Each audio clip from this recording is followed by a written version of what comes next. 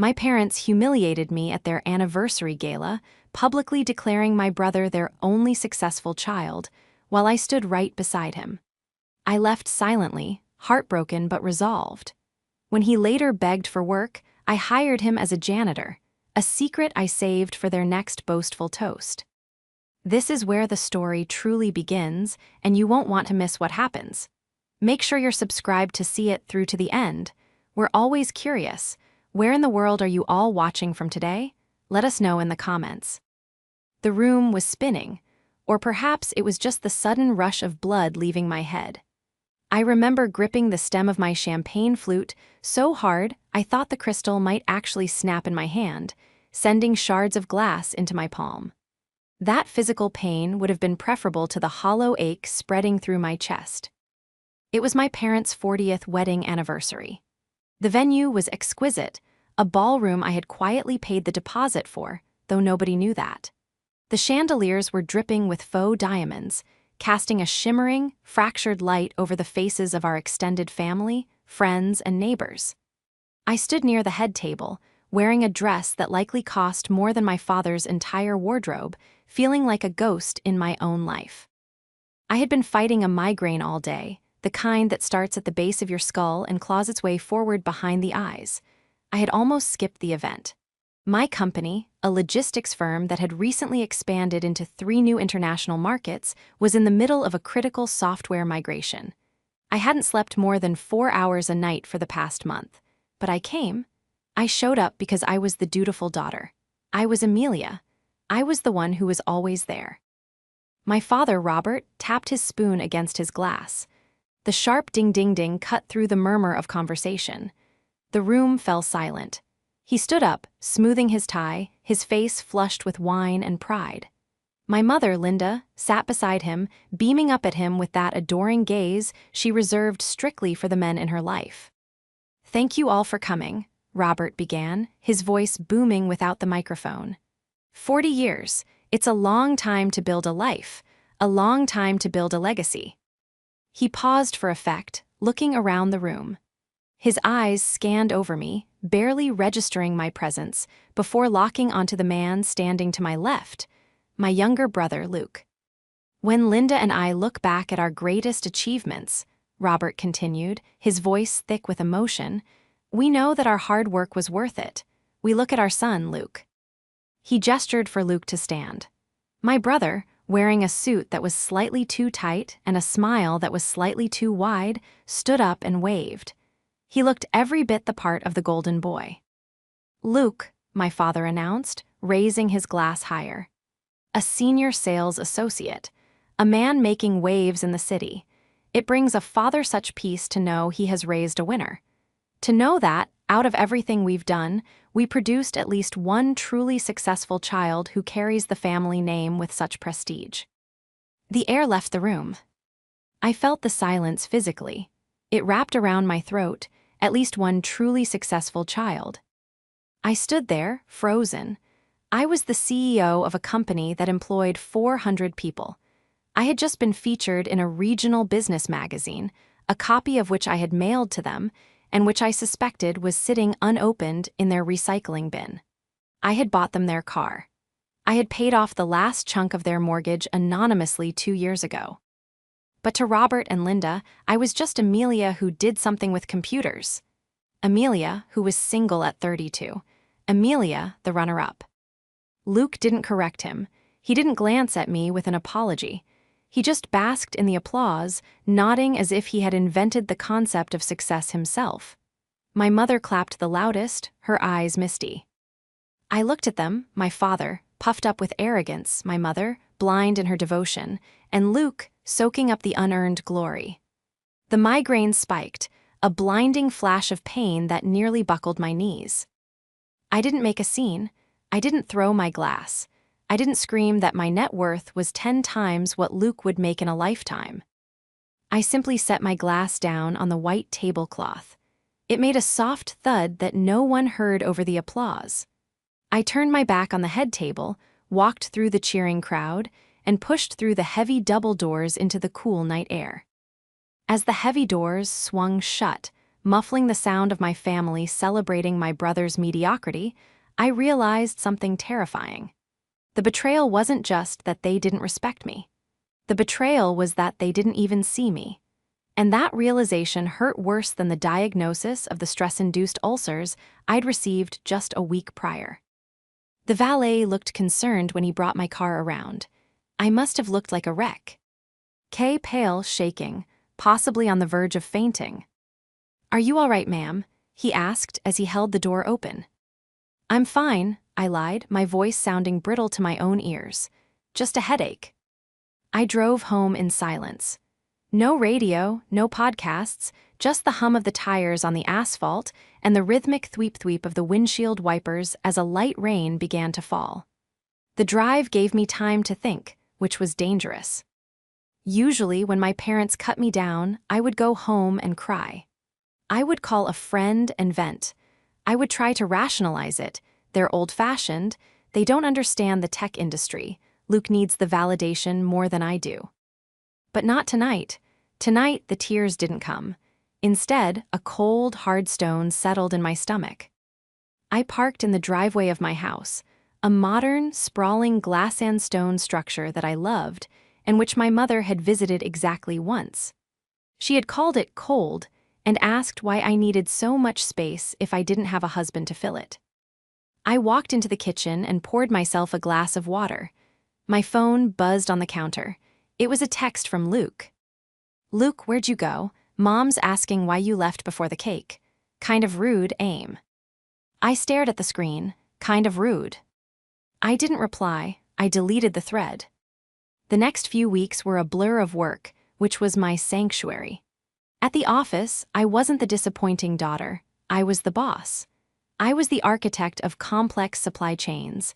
I commanded respect not because of my gender or my birth order, but because I was good at what I did. I threw myself into the software migration. I worked 16-hour days. I stopped calling my parents on Sundays. They didn't notice.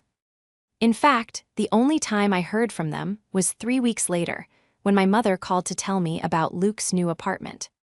"It's just gorgeous, Amelia," she gushed over the phone while I signed payroll authorizations. "It has a view of the river. Of course, the rent is high, but with Luke's commissions, well, you know how well he's doing." "That's great, Mom," I said, my voice flat. "I have to go, I have a meeting." "Always working," she sighed. "You should ask Luke for some tips on work-life balance. He always makes time for us." I hung up. It was infuriating, but it was also clarifying. They were living in a fantasy world where Luke was the tycoon and I was the struggling spinster. Then, about 2 months after the anniversary party, the cracks started to show. I was at a charity luncheon for local business owners. It was the kind of event where everyone wears name tags and exchanges stiff handshakes. I was there to represent my company, Helix Logistics. I was standing near the buffet when I overheard 2 men talking. One of them was the regional director for the sales firm Luke worked for. I recognized him from Luke's social media posts. "Had to let him go," the director was saying, shaking his head.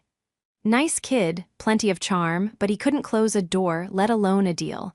And the expense reports, a nightmare. We're still auditing the last quarter." My ears perked up. I froze, hovering over a tray of mini quiches.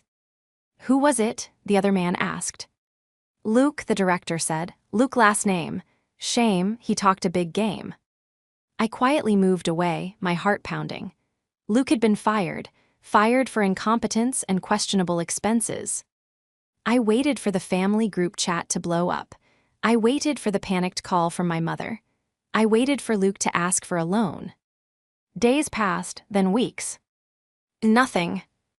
On social media, Luke was posting photos of business lunches, which I now realized were just solo lunches and captions about the grind. My parents were still commenting, "So proud," and "Keep it up." He hadn't told them. He was lying to them. He was pretending everything was fine, likely burning through his savings and credit cards to maintain the illusion of the successful child. I sat in my office chair, spinning slowly, looking out at the skyline. A slow, dark smile touched my lips for the first time in months. They thought I was powerless. They thought I was invisible. But they had forgotten one crucial thing. I owned the game they were trying to play. I knew the truth. And in business, information is the deadliest weapon of all. To understand why this betrayal cut so deep, you have to understand the history. I didn't just exist alongside Luke. I had spent my entire life propping him up. When we were in high school, I was the one who proofread his essays because he couldn't focus. When he got a DUI in college, I was the one who drove 2 hours in the middle of the night to pick him up from the station, paying the bail with the savings I had scraped together from my part-time job at the library. I never told our parents. I let them believe his lie that he had lost his wallet and needed cash. I had spent decades catching him before he hit the ground, purely because I loved him. I wanted him to succeed. I thought we were a team against the world, or at least against the high expectations of our parents. But the dynamic shifted 6 months ago when Vanessa entered the picture. Vanessa was Luke's fiancée. She was beautiful in a very curated, sharp-edged way, always perfectly manicured, perfectly highlighted, and perfectly condensing. She worked as an influencer consultant, which, as far as I could tell, meant she spent a lot of time taking photos of her brunch and telling other people how to look rich. She had identified the power dynamic in our family immediately. She saw that Robert and Linda worshipped Luke, and she leaned into it. She fed their ego. She called my father sir, with a breathless reverence, and complimented my mother's cooking as if it were Michelin star quality. And she treated me like the hired help. I remember the first time I met her. Luke brought her to a family barbecue. I was in the kitchen, helping my mother prep the salads because, as usual, the men were talking business outside. Vanessa breezed into the kitchen, holding an empty wine glass. "Oh, Amelia, be a dear and top this off," she asked, thrusting the glass toward me without making eye contact. She was busy looking at her reflection in the microwave door. I poured the wine. "So, Vanessa, Luke tells me you're in marketing." She laughed, a tinkling, condescending sound. "Oh no, sweetie, I build brands. It's a bit more complex than just marketing. It's about lifestyle curation." She took a sip and looked me up and down. "Luke says you do data entry or something. That must be relaxing, low stress." "I own a logistics firm," I corrected her gently. "We handle supply chain management for." Right, computers," she waved her hand dismissively. "That's good for you. It's important to have a little hobby to keep you busy until you settle down." My mother, who was chopping cucumbers nearby, chimed in. "Yes, Amelia works very hard at her office, though we keep telling her a career isn't everything. Vanessa, did you see the ring Luke picked out? He has such impeccable taste." Vanessa beamed, flashing the diamond that I knew Luke had put on a credit card with an obscene interest rate. "He really does. He's going to take such good care of me. It's so rare to find a man who is truly a provider these days." She shot me a look then. It was brief, but it was lethal. It was a look that said, "I know you're the loser here. I know I've won the prize, and I'm going to make sure everyone knows it." From that day on, Vanessa was the architect of my isolation. She whispered in Luke's ear. She encouraged him to skip my birthday dinner because they had reservations at that new exclusive spot. She was the one who nodded vigorously when my father made jokes about my spinsterhood. She was the one driving the golden child narrative because her entire lifestyle depended on Luke being the success story. If Luke failed, Vanessa's image failed. So when I found out Luke had lost his job, I knew who the real enemy was.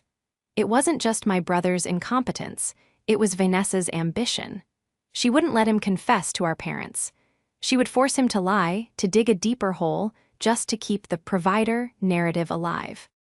They were a dangerous pair, a desperate liar and a ruthless climber, and they were about to walk right into my world. It was 3 months after the anniversary party when my office phone rang. My executive assistant, Sarah, buzzed me. "Amelia, there's Mr. Luke here to see you. He doesn't have an appointment, but he says he's your brother. He says it's an emergency." I swiveled my chair around, facing the door. I had been expecting this call, though I hadn't expected him to show up in person. The desperation must have been at a breaking point. "Send him in," I said, my voice calm. I straightened my blazer. I looked at the framed photo on my desk, not of my family, but of my team on the day we launched our flagship software. The door opened, Luke walked in. He looked terrible. His suit was wrinkled, his eyes were bloodshot, and that golden boy shine was completely gone. He looked like a man who hadn't slept in weeks. He looked like a man who was drowning. "Hey, sis," he said, trying to summon a smile that faltered immediately. "Nice office, bigger than I thought." "Hello, Luke," I said, not standing up. I gestured to the chair opposite my desk. "To what do I owe the pleasure?" He sat down, fidgeting with his cufflinks. He looked around the room, taking in the floor-to-ceiling windows, the modern art, the hum of serious business happening just outside my door. For the first time, I saw genuine fear in his eyes. "I need a favor," he whispered. "I'm listening," I said.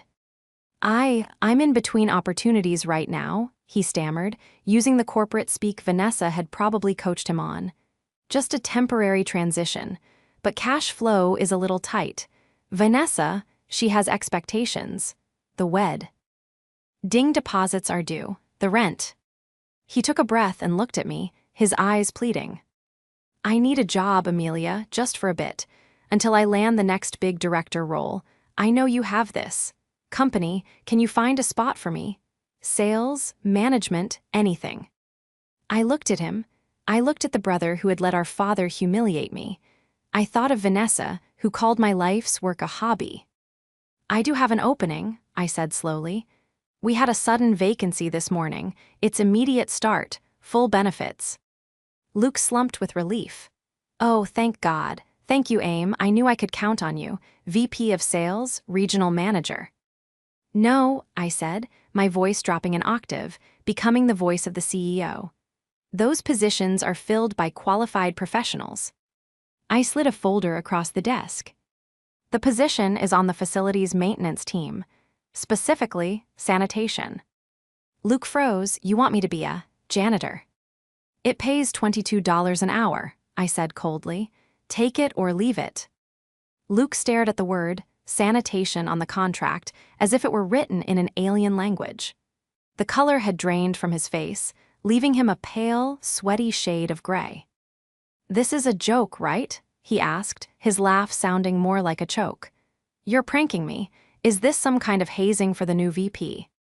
I didn't smile. I didn't blink. I simply tapped the paper with my index finger. "No joke, Luke. This is the only vacancy I have. The hours are 6:00 p.m. to 2:00 a.m. It involves cleaning the main lobby, the break rooms, and yes, the executive washrooms on the top floor.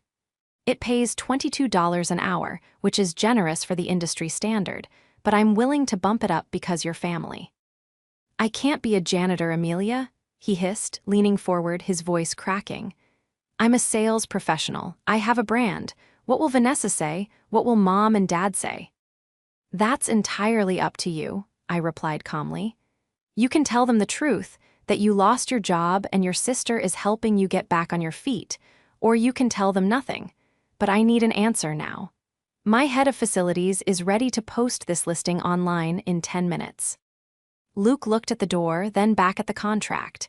He was doing the math in his head. The rent on the Riverside apartment, the lease on the BMW, the engagement ring payments. He was trapped, and we both knew it. "I'll take it," he whispered, defeat slumping his shoulders. "But you can't tell them. You have to promise me, Amelia. If Mom finds out I'm scrubbing toilets, it'll kill her." "I won't volunteer the information," I said, phrasing it carefully. "But Luke, you know how these things go. The truth has a way of surfacing." He signed the papers with a shaking hand. The transformation was immediate and jarring. The next evening, after the corporate staff had largely filtered out, I stayed late in my office. I watched the security feed on my secondary monitor. At 6:15 p.m., Luke walked into the basement utility room wearing a crisp suit. At 3:30 p.m., he emerged wearing the navy blue Helix Logistics coveralls. They were slightly too short in the legs, exposing his expensive loafers, a ridiculous contrast that summarized his entire existence. He was pushing a yellow mop bucket. I zoomed in on the camera feed. His expression was a mixture of misery and terror. Every time a late-working employee walked past him in the hallway, he ducked his head, pretending to inspect a smudge on the floor, terrified of being recognized. But he wasn't just working, he was scheming. A week into his employment, I decided to do a little digital digging. I pulled up LinkedIn. There it was, a fresh update on Luke's profile, posted just 2 days ago. Luke, last name, Director of Strategic Operations at Helix Logistics, excited to join the family business and lead the team into a new era of growth. The post had over 200 likes. My parents had commented, naturally. Robert, finally in the seat he deserves. Show them how it's done, son. Linda, my executive, so proud. Vanessa, power couple moves only. Nail light. I sat back in my chair, the glow of the screen illuminating the dark office. He wasn't just lying by omission, he was actively fabricating a career using my company's name. He was stealing valor in the corporate world. I picked up my phone and called my legal department. Draft a standard confidentiality agreement and an ethics compliance form for the sanitation staff, I instructed. And specifically, I want a clause about misrepresentation of company titles on social media. Don't enforce it yet, just have it ready for my file. I wasn't going to fire him, not yet. Firing him would be too easy. I needed him to dig the hole so deep that when the walls finally collapsed, there would be no climbing out. 3 weeks later, the strain was becoming visible. Luke looked exhausted, working a physical job at night while pretending to work a high-stress corporate job. Ing the day, presumably to keep up appearances for Vanessa, was draining him. I encountered him in the flesh on a Tuesday night. I had stayed late to review the quarterly budget. I walked into the executive wing's hallway, my heels clicking sharply on the marble floors. Luke was there. He was polishing the brass handle of the boardroom door. He froze when he saw me. Missed a spot, I said quietly, stopping beside him. He straightened up, clutching the microfiber cloth. This isn't funny, Amelia. My back is killing me. The chemicals are making my hands peel. Look at this. He held up his hands, which were indeed red and raw. I can't keep doing this. Then quit, I shrugged. But then, who pays for the BMW? I'm trying to find something else, he snapped, lowering his voice when he realized how loud he was. But the market is tough, and Vanessa, she's ramped up the wedding planning. She booked the plaza. Do you have any idea what the deposit on the plaza is? I assume it's more than a janitor makes in a year, I said dryly. She thinks I'm the director of operations, he blurted out, the confession tumbling out of him. She thinks you brought me in to overhaul the sales division. She's telling everyone. She's telling her friends, her parents, our parents. He looked at me with panicked eyes. You have to back me up, Aim, just for a little while, just until I get back on my feet. If she finds out I'm the janitor, she'll leave me. I looked at my brother, a 30-year-old man terrified that his fiancée would leave him if he stopped being an ATM. If she leaves you because you lost a job, Luke, she doesn't love you, I said, a rare moment of genuine sisterly advice breaking through my anger. You don't understand, he sneered, his face twisting back into defensive arrogance. People like us, successful people, we have standards. Vanessa has standards. You wouldn't get it because you're happy being alone. The sympathy evaporated instantly. The successful people comment. Even while wearing a janitor's jumpsuit, standing in the hallway of the building I built, he still believed he was above me. Get back to work, Luke, I said, my voice ice cold. The executive washroom on the north side is out of paper towels. Fix it. I walked away, leaving him fuming. The real test came 2 days later. My receptionist called me, her voice hushed. Amelia, there's a woman here to see you. A Vanessa. She says she's here to have lunch with the director of operations, but we don't have anyone listed under that title. She's insisting she's in the right place. My heart rate spiked. This was it. Send her up to my office, I said, and tell security to hold Luke in the basement. Do not let him come up to the lobby. Vanessa swept into my office 5 minutes later. She looked immaculate in a white power suit that probably cost $3 grand. She held a designer takeout bag. Amelia, she chirped, looking around my office with a critical eye. Cute space. A little industrial, but I guess that fits the brand. Hello, Vanessa, I said, not looking up from my laptop. To what do I owe the visit? I'm here to surprise Luke for lunch, she said, setting the bag on my conference table without asking. He's been so busy with the new promotion. He says he's basically running the place for you. It's so sweet of you to finally admit you needed his help. I told him, Luke, go in there and save that company. I stared at her. The audacity was breathtaking. She truly believed that I, the founder, needed her unemployed fiancé to save my multi-million-dollar corporation. Luke is unavailable, I said. He's currently deep in the trenches, dealing with some very messy situations in the sanitation department. Oh, delegating to the lower staff? She laughed. Good for him. He needs to learn to crack the whip. Well, just tell him I stopped by. And tell him my mother expects you both for dinner next Saturday, a little celebratory family gathering. She walked to the door, then turned back, her eyes narrowing. You know, Amelia, she said, her voice dropping to a conspiratorial whisper. It's really big of you to step aside and let Luke take the lead.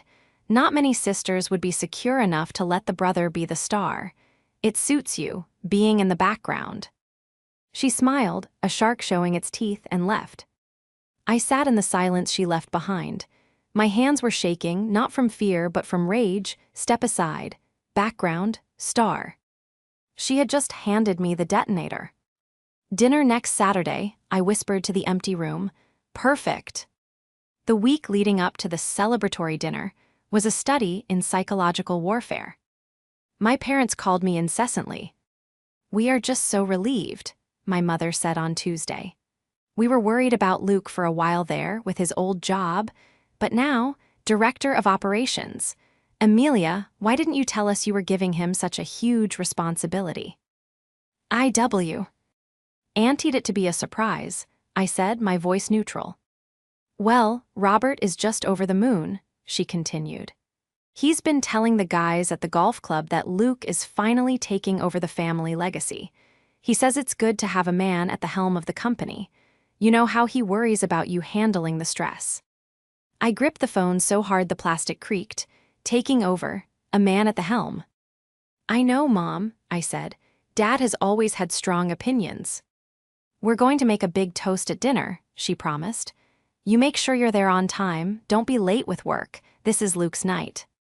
I wouldn't miss it for the world, I replied.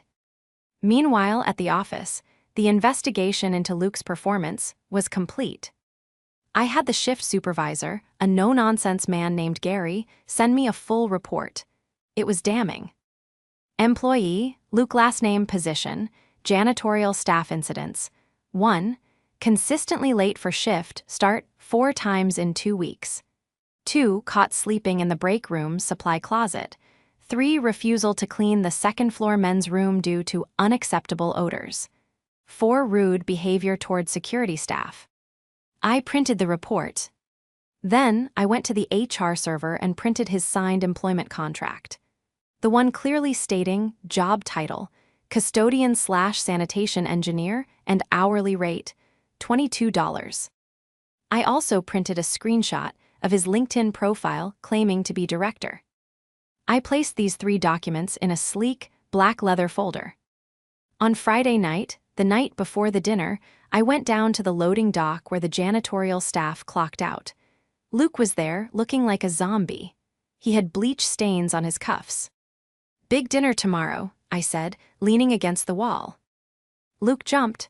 Jesus, Amelia, don't sneak up on me. Are you ready? I asked.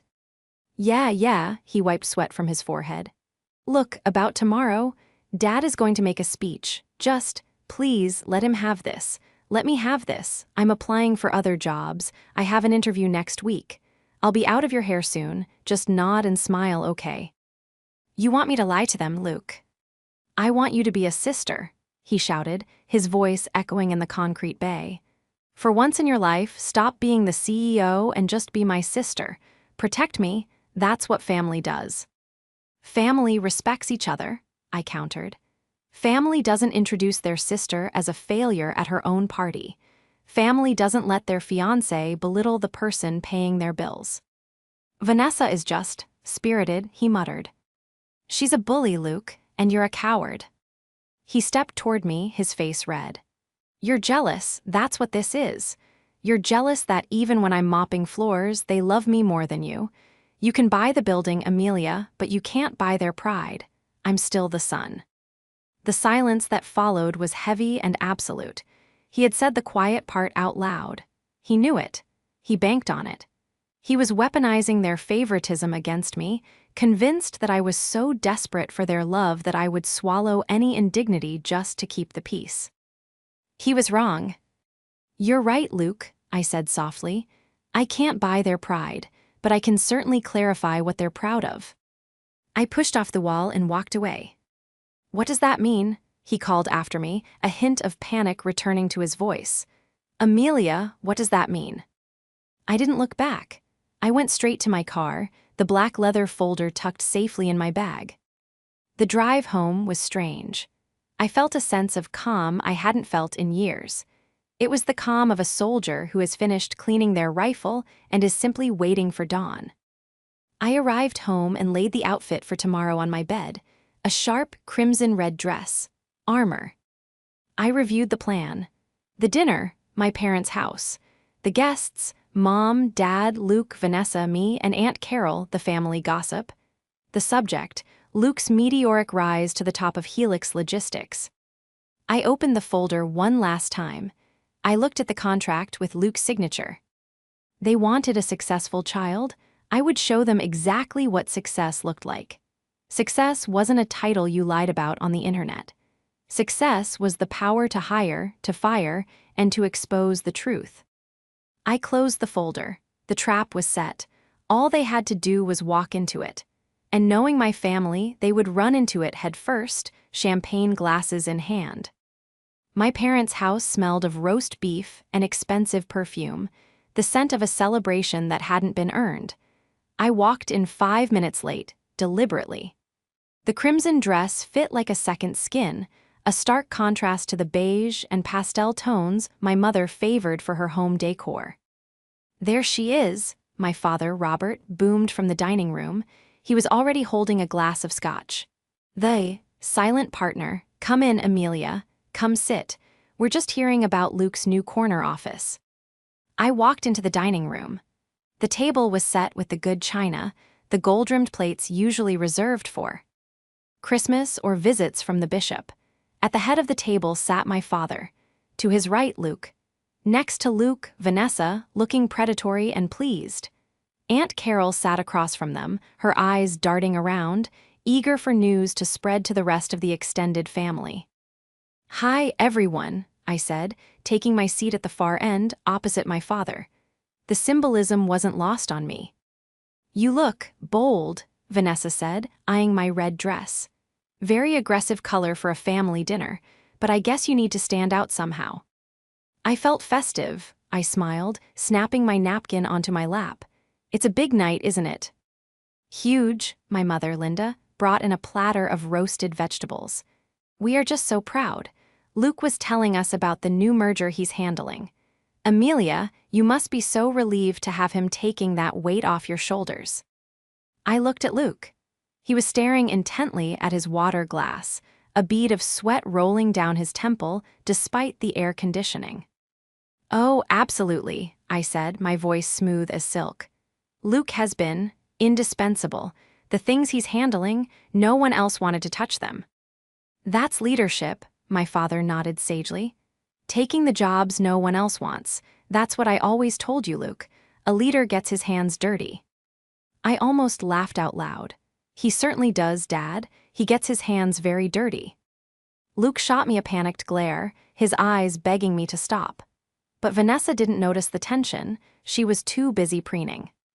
"Well," Vanessa interjected, placing a hand on Luke's arm, "we've actually been looking at houses. The bonus structure for the director role is just incredible. We're thinking of the gated community in Oakwood." "Oakwood," Aunt Carol gasped. "That's exclusive." "Only the best for the man running Helix Logistics," Vanessa smirked. Dinner proceeded in an agony of fabrication. Luke spun tale after tale, clearly rehearsed.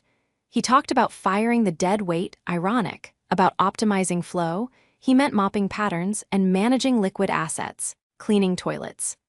My parents ate it up, nodding and smiling, casting pitying glances at me, the sister who had built the company but was now, in their minds, just a spectator to her brother's greatness. Finally, the moment arrived. My father stood up, tapping his glass. "A toast," he announced. We all raised our glasses. "To my son, Luke," Robert began, his voice trembling with pride. "For years, we knew this day would come. He has stepped up to the plate. He is the director of operations, the future of the company, and the only one in this family with the killer instinct to truly succeed. To Luke, our success story." "To Luke," my mother and Aunt Carol chimed in. Vanessa kissed him on the cheek. "To my power husband." They drank, I didn't. I held my glass, watching them savor the lie. The room went quiet as they set their glasses down. My father looked at me, expecting me to join the praise. "Amelia," he prompted, "nothing to add." I set my glass down. The sound was sharp against the wood. "Actually," I said, my voice carrying clearly through the silence, "I do have a question, since we're discussing Luke's daily responsibilities at the office." I turned my head and locked eyes with my brother. He stopped breathing. I smiled, a sweet, venomous curve of the lips. How is he enjoying cleaning the executive bathrooms? The silence that followed wasn't just quiet, it was a vacuum. It sucked the air out of the room. My mother blinked. "What?" "The executive bathrooms," I repeated, enunciating every syllable. "On the top floor, the ones with the marble counters. I noticed the north stall was out of paper towels on Tuesday. Did you get around to restocking that, Luke? Or were you too busy restructuring the sales team?" Vanessa let out a sharp, incredulous laugh. "What is she talking about? Amelia, you've had too much wine. That's not funny." "I haven't had a drop," I said. I reached into my bag and pulled out the black leather folder. I slid it across the long table. It spun perfectly, coming to a stop right in front of my father. "Open it," I commanded. "Amelia, this is enough," my father growled, his face turning purple. "Stop trying to humiliate your brother just because you're jealous." "Open it." My father's hand shook as he opened the folder. The first thing he saw was the photo I had printed from the security feed. Luke, in the blue janitor's jumpsuit, pushing a yellow mop bucket past the reception desk at 11:00 p.m. My father stared at the image. He couldn't process it. "What is this?" he whispered. "Keep reading," I said. "The next page is his employment contract, signed by him 3 weeks ago." My father flipped the page. He read aloud, his voice barely audible. "Position, sanitation engineer, facilities team, hourly rate, $22. "That's a lie," Luke suddenly shouted, jumping up so fast his chair fell backward with a crash. "She forged it. She's trying to sabotage me." "Sit down, Luke," I said, not raising my voice. "Or I'll play the audio recording of you begging me for the job because you were broke and terrified Vanessa would leave you." Vanessa slowly turned her head toward Luke. The adoration was gone, replaced by a look of dawning horror and absolute disgust. "You're a janitor," she whispered. "It's a temporary thing," Luke stammered, reaching for her hand. She recoiled as if he were contagious. Baby, listen, I'm consulting. I'm analyzing the company from the ground up. It's an undercover boss thing." "He cleans the toilets, Vanessa," I cut in, ruthless. "From 6:00 p.m. to 2:00 a.m. He was fired from his sales job 4 months ago for incompetence and expense fraud. He has zero savings. The deposit for the plaza? He can't afford a deposit on a pizza. Vanessa stood up.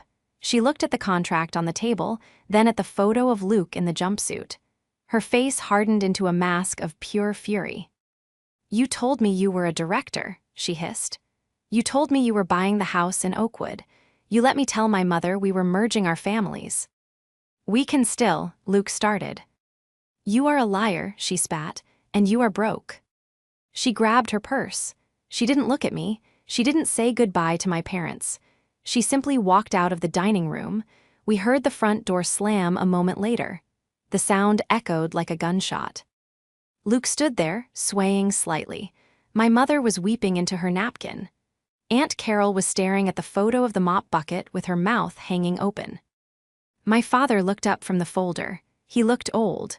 All the bluster, all the arrogance had drained out of him. He looked at his golden child, then he looked at me. "Why?" he asked me, his voice cracking. "Why would you do this? Why would you shame him like this in front of family?" "I didn't shame him, Dad." I stood up, smoothing my dress. "You did. You stood there and told the world he was the success story while ignoring the person who actually owns the company. You wanted a successful son so badly you believed a lie rather than acknowledge the truth of your daughter." I picked up my purse. "Luke, you're fired," I added casually. "For misrepresentation of company credentials. Security will mail you your personal effects from your locker. Don't come to the building." I turned and walked out. Behind me, the only sound was my mother's sobbing and Luke trying to explain. "But Dad, I was going to tell you." I didn't look back. The fallout was swift and total. By the time I got home that night, my phone was blown up with texts from Luke, nasty, desperate, vitriolic messages blaming me for ruining his life.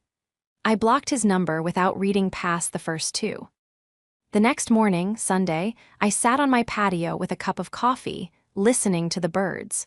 For the first time in my life, I didn't feel the crushing weight of needing to prove myself. The illusion was broken. My father came to see me 3 days later. He didn't call first, he just showed up at my office. My assistant tried to stop him, but I buzzed him in. He stood in the middle of my office, my real office, with the panoramic view of the city, and looked around as if seeing it for the first time. He looked at the awards on the shelf. He looked at the busy floor of employees outside the glass walls. "I didn't know," he said quietly. "You didn't ask," I replied, not looking up from my monitor. "He lied to us, Amelia, for months." "And you made it easy for him," I said, finally turning to face him. "You made it so clear that you only valued status and appearances that he felt he had to lie to exist in your world. And you made it so clear that I was invisible that I had to burn the house down just to be seen." He flinched. "We never meant to make you feel invisible. We worried about you. You work so hard, you're alone." "I'm not alone, Dad," I gestured to the company around me. "I built a community. I built a legacy. You just didn't recognize it because it didn't look like the one you wanted." He stood there for a long time, twisting his hat in his hands. He wanted absolution. He wanted me to say it was okay, that we could go back to normal. "I'm sorry," he said finally. It was stiff, difficult for him. "Thank you," I said, "but apologies don't change the past. And they don't change the fact that Luke needs to grow up. If you bail him out this time, if you give him money or let him move back in, you are destroying him. Let him fail. It's the only way he'll ever actually succeed." I don't know if he listened, but I do know that Luke moved into a small studio apartment across town. Vanessa never spoke to him again. Rumor has it she was engaged to a hedge fund manager within 3 months. Luke eventually got a job at a car rental agency. An entry-level job. No fancy titles, no executive washrooms. Last I heard, he was actually showing up on time. As for me, I stopped attending the Sunday dinners. I stopped seeking their approval. I started spending my weekends hiking, traveling, and mentoring young women in business. The relationship with my parents is polite, distant. We talk about the weather, we talk about sports, but we don't talk about success. We don't need to. The silence at that dinner table said everything that ever needed to be said. I realized that night that I had spent 30 years trying to win a game that was rigged against me. The only way to win was to flip the board, walk away, and build your own table. And I have to admit, the view from the head of my own table is pretty spectacular.